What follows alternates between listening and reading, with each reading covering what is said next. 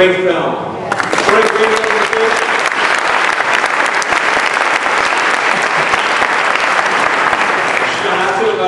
I hope that next year will be a better year for Israel, a better year for peace, a better year for the Jewish community. Unfortunately, during this time of the Aseret Yemei Shabbat, we have an obligation to tell the truth, emet.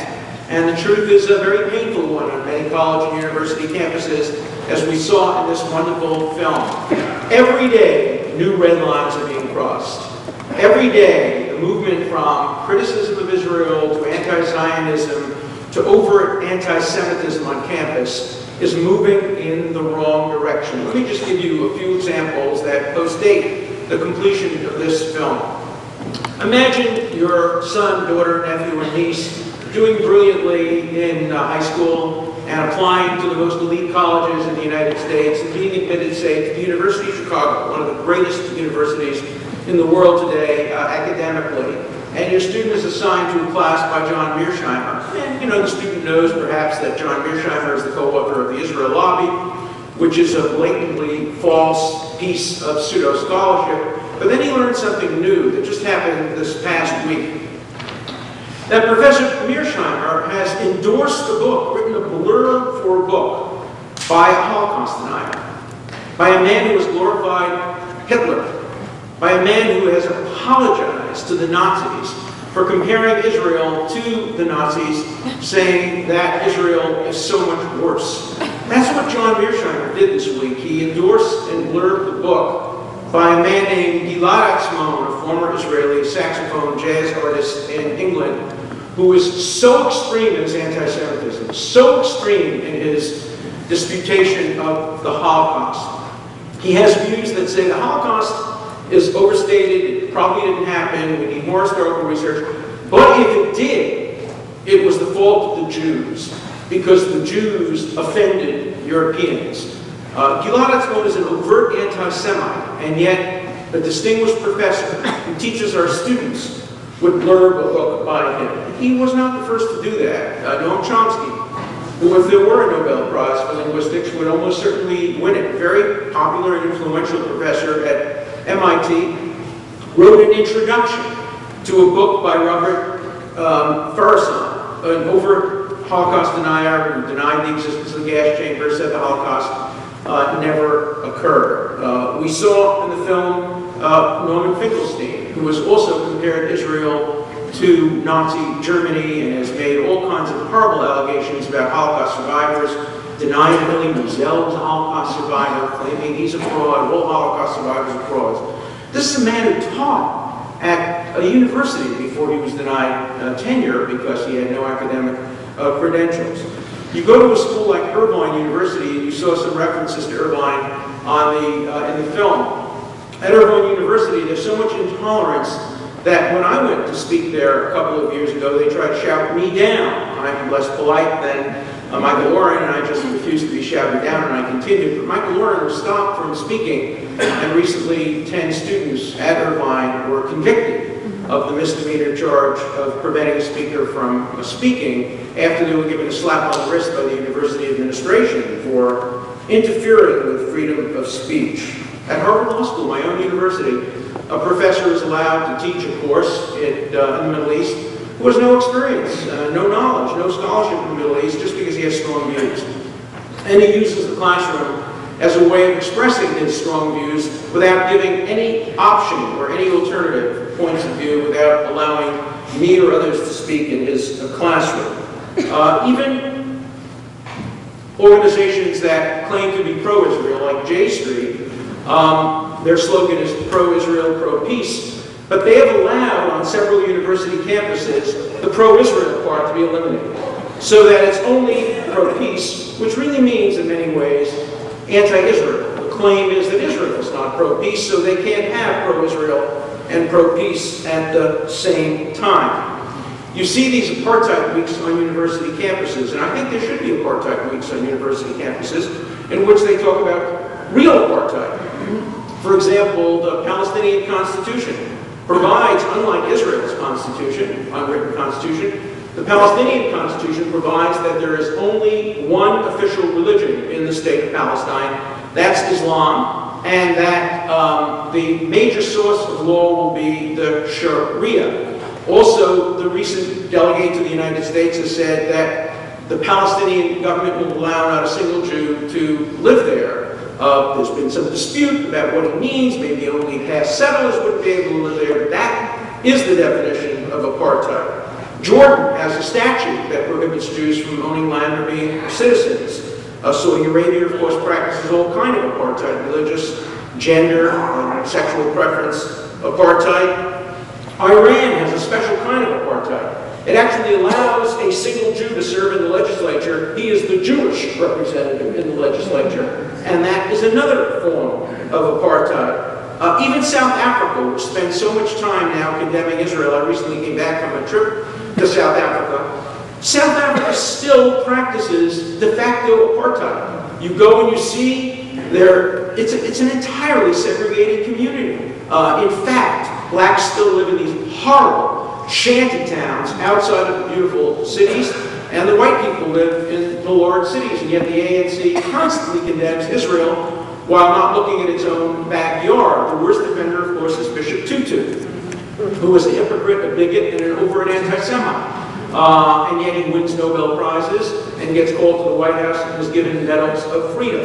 His big criticism of Israel is it's not Christian enough. The only country in the world that demands to be Christian is Israel. And he has himself talked about problems in terms of whether the Holocaust is being used to promote genocide and other forms of ethnic cleansing in Israel. And here's a man who will not condemn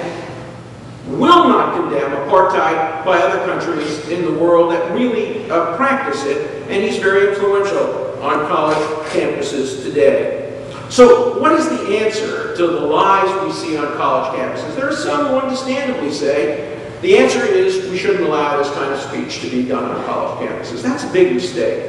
Whenever efforts are made to censor speech on university campuses, it backfires. It's not right. It's not the American way. It's not the Israeli way. You go on Israeli campuses, you see not quite this extreme. You don't see the lines being crossed from anti-Zionism to anti-Semitism. There's plenty of anti-Zionism on Israeli campuses.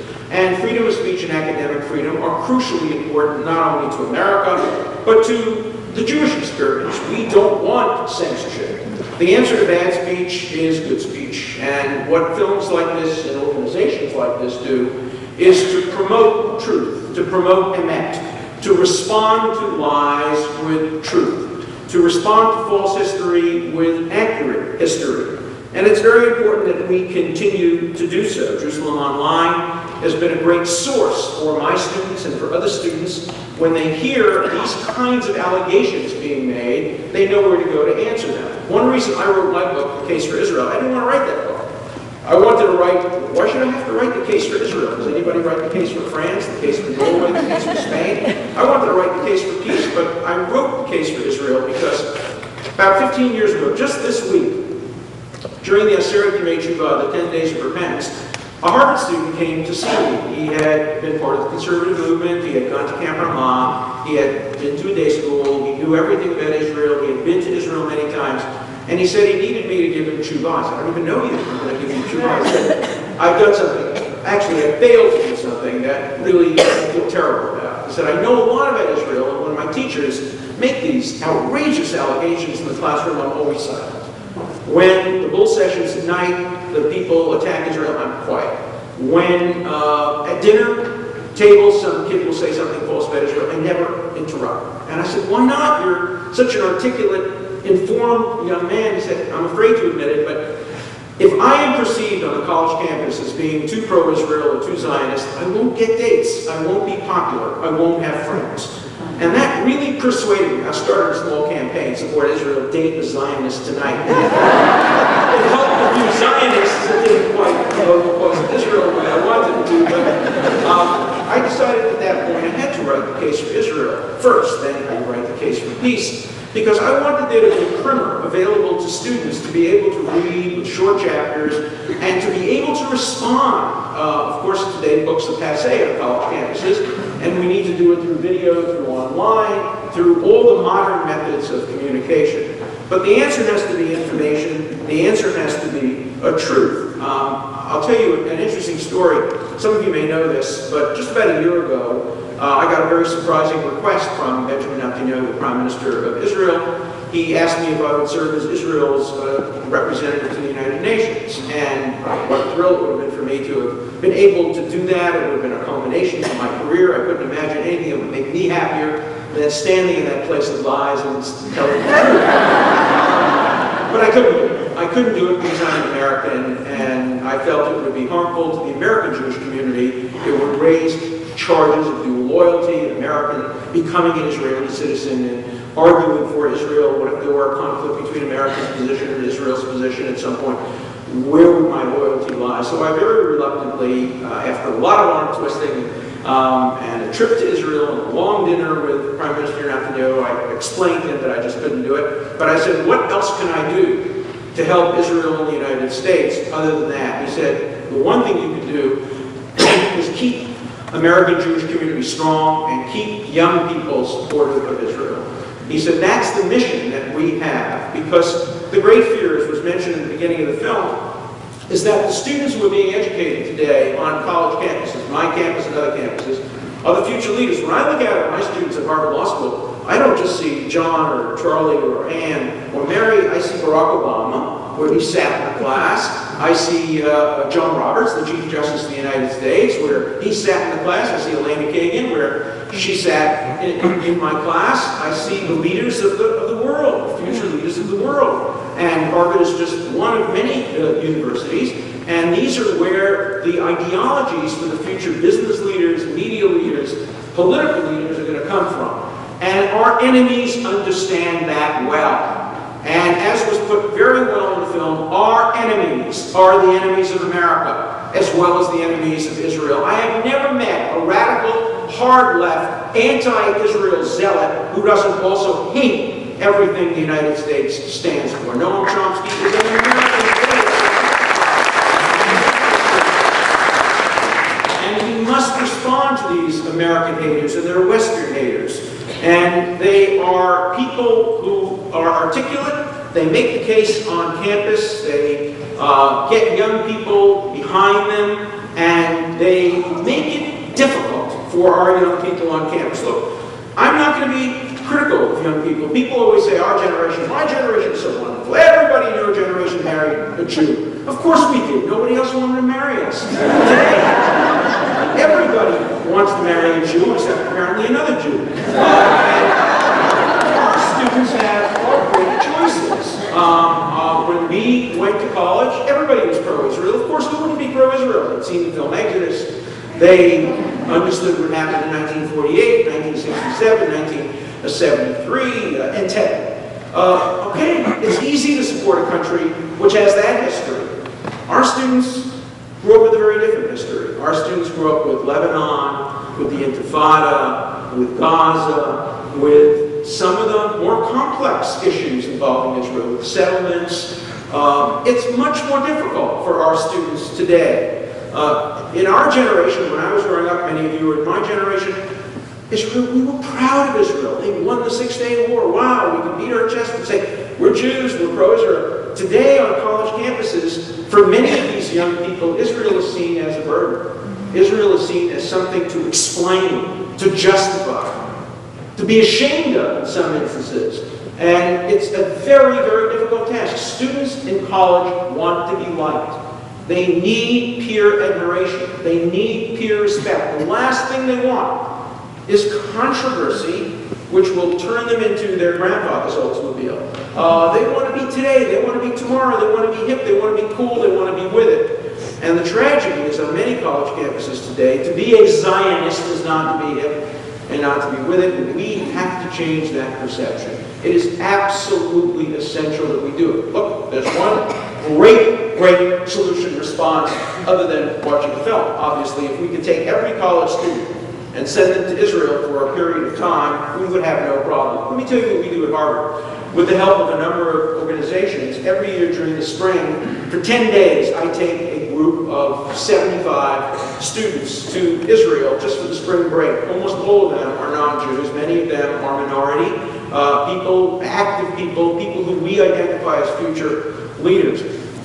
To a person, they love their experience. I remember a young black woman who I brought around and introduced to Aaron Barak, the president of the Supreme Court of Israel, begging me to try to get her a job in Israel after she graduated.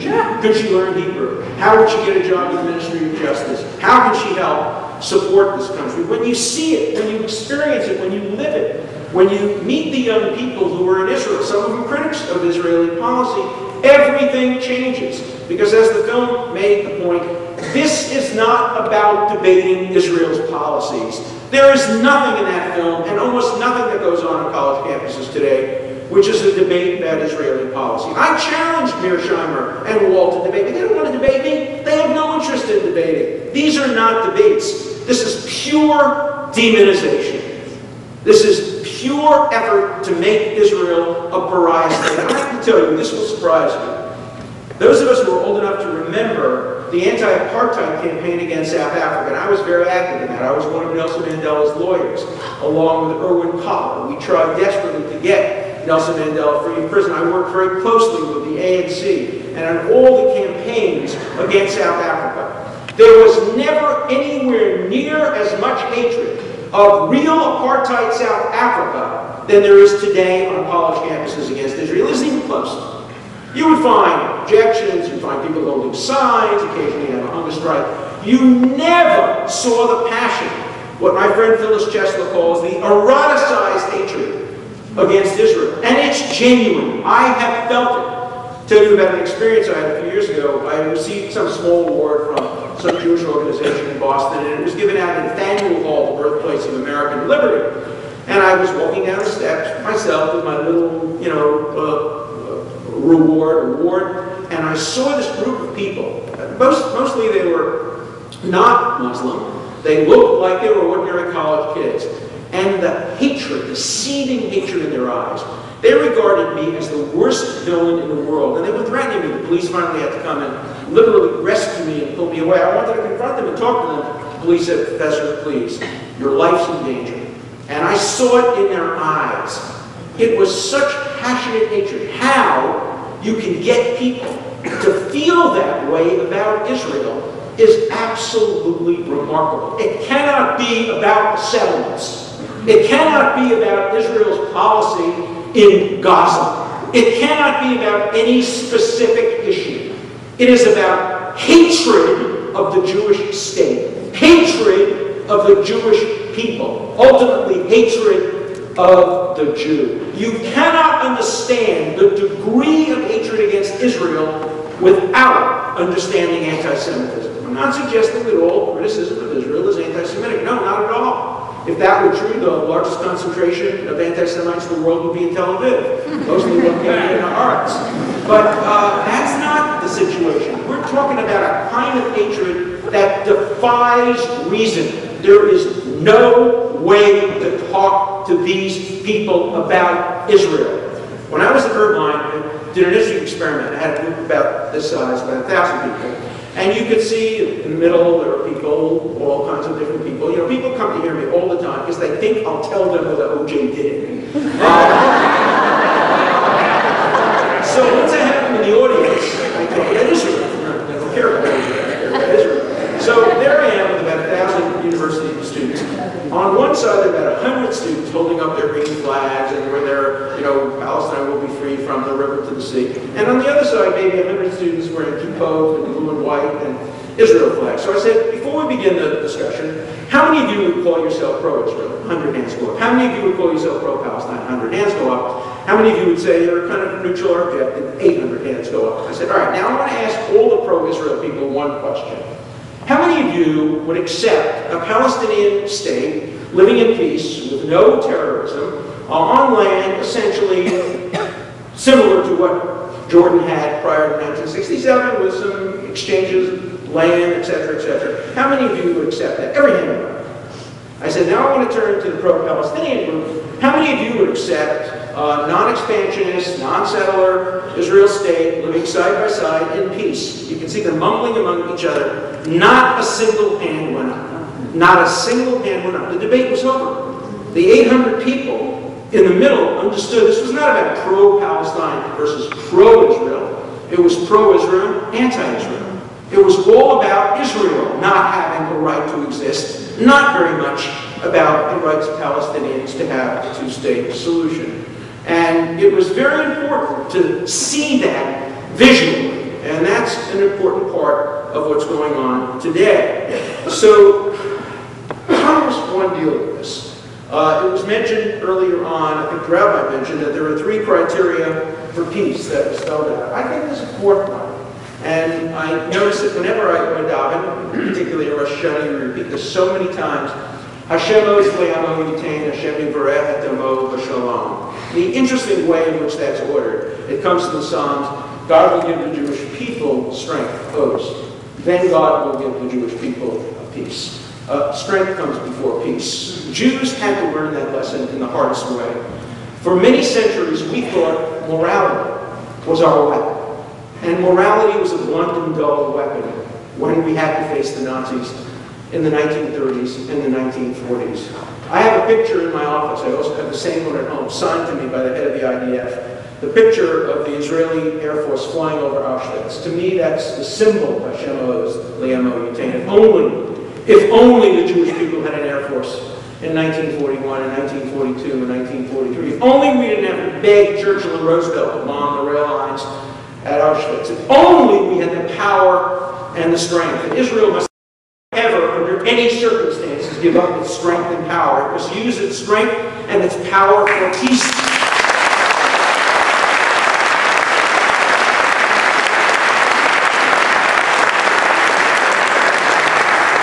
We must make the moral case, the case of moral clarity for why Israel has the right to defend itself. And of course, Israel has taught the world not only how to develop medical technology, how to develop environmental technology. No country in 63 years has ever accomplished as much as Israel has in terms of helping the world. It has also taught the world how to fight against terrorism fairly and within the constraints of civil liberties. My dear friend, Justice William Brennan, who I have loved for many years, probably the most liberal justice in modern history, I recommended to him at the end of his career that he please take a trip to Israel. And he went at the invitation of President Aaron Barak of the Supreme Court. And he came back glowing. And he wrote a piece which was published at New York University in which he said, if ever, this was in the 1990s, before 2000, before 9/11, he said, if ever terrorism were to come to the United States, there's only one country from which we could learn how to balance fighting terrorism while preserving civil liberties, and that country is Israel. Well, just think of what happened 3 days ago when the United States, morally and with complete justice, did justice to a man who would bring down our airplanes, who would kill our children and our grandchildren, by using a technique of drones, targeting specifically a combatant terrorist and putting him out of business. Where do you think the United States learned that? It learned it from Israel. Israel developed the concept of targeted killing, the most moral concept of modern warfare. What is targeted killing? It's the opposite of untargeted killing. For generations, armies engaged in untargeted killing. We saw a combatant, we dropped bombs in the area, hoping that maybe among the people killed would be a combatant or two. But targeted killing is very different. The Israeli army has developed very, very smart bombs and very, very smart drones, capable of spotting and identifying a particular terrorist and killing that terrorist if we can't arrest him. That's just, that's lawful, that's moral. President Aaron Barak, in his last decision before he retired from the Supreme Court, wrote a decision arguing when it's proper to use targeted killing. It's those criteria that have been used by the United States. So Israel has done so much to help the world. The world should be standing up and applauding Israel at every possible moment. And instead, we see this kind of demonization. We see it all over the world. We see it at university campuses. It's worse in other places. I went to Norway recently. I was invited to speak there, and my hosts offered me as a speaker on the Middle East to the 3 major universities in Oslo. And they love to have Harvard professors, Oslo and Trondheim and Bergen. All 3 universities, without any cost, without any expenses, all 3 universities turned me down. One of them wrote me and said, if you want to talk about O.J. Simpson, we'd love to have you. But we've heard enough about Israel. We've had Gold, we've had Mearsheimer, we've had Finkelstein, we don't need to hear your views on Israel. To their the students at all three universities overruled their professors and invited me as a speaker to the student groups, and we had a packed house. They didn't necessarily agree with all of my points of view, but they wanted to hear an alternate point of view. They don't get it from their professors. They don't get it at Oxford. They don't get it at Cambridge. They don't get it at the University of London. They don't get it at the Sorbonne. They don't get it in Milan. They don't get it in Switzerland. And that's why it's such a serious problem. We have a moral obligation to truth. We have to be out there. We have to be turning out cadres of young people who are capable of making the case for Israel and making it well. And the tragedy is that our day schools aren't preparing, in many cases, our students well enough to go to college.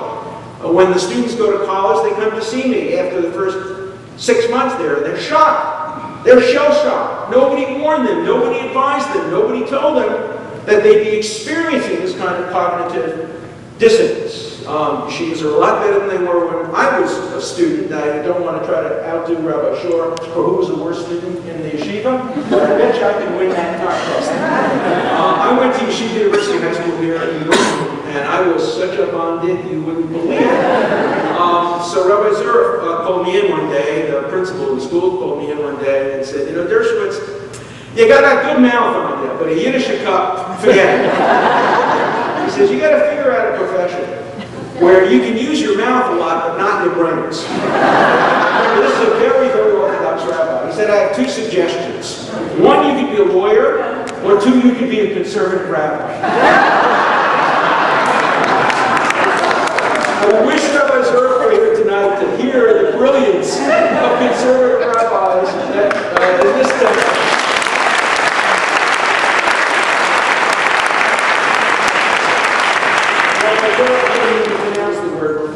So I want to end with my favorite story from the Talmud, one of the few things I did learn in yeshiva. And it's about Rabbi Eliezer, who was conducting a class in property.